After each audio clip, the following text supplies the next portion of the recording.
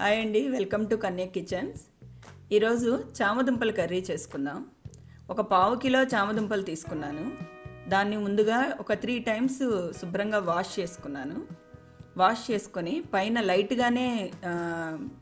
లైట్గానే తొక్క ఉంది కాబట్టి దాన్ని పీల్ చేసి మళ్ళీ ఇంకొకసారి కడుక్కున్నాను శుభ్రంగా.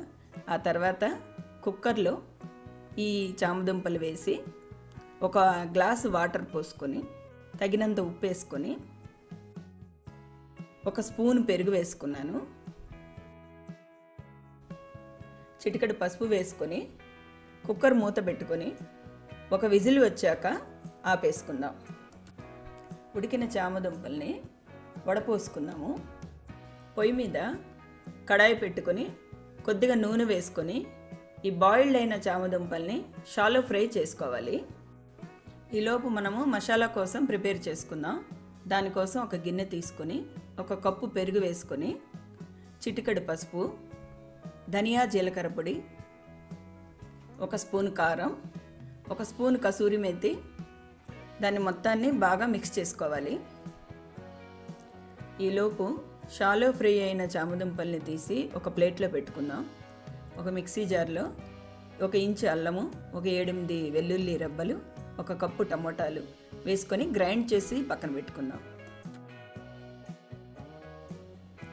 మనము ఈలోపు చామదుంపల్ని చిన్న చిన్నగా ముక్కలు చేసుకొని ముందుగా కలుపుకున్న మసాలాలు వేసి ఒక 10 మినిట్స్ వాటిని మసాలా పట్టనివ్వాలి.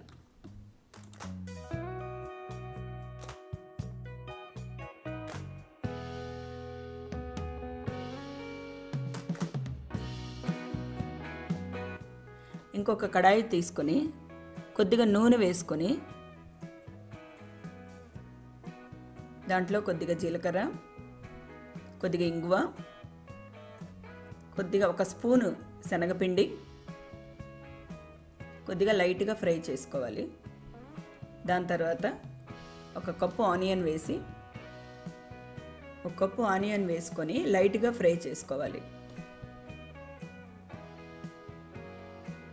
మనం గ్రైండ్ చేసి పెట్టుకున్న టమోటాల్ని దాంట్లో వేసేసి ఫ్రై అయ్యాక చిటికెడు పసుపు, ఒక స్పూన్ కారం, ఒక స్పూన్ ధనియా జీలకర్ర పొడి, 1/2 టీ స్పూన్ గరం మసాలా వేసుకోవాలి. కొద్దిగా మగ్గనిచ్చేసి ఒక 2 మినిట్స్ మూత పెట్టుకోండి. గ్రేవీ కొద్దిగా మగ్గాక గ్రేవీకి తగ్గంత ఉప్పు వేసుకొని ఒకసారి కలబెట్టుకొని మనం ముందుగా కలుపుకున్న చామదుంపల మసాలాని ఈ గ్రేవీలో వేసేసి ఆ గిన్నెలో కొద్దిగా వాటర్ వేసి ఒకసారి కలబెట్టి ఒక 5 మినిట్స్ ఉడికేదానికి ఉంచండి.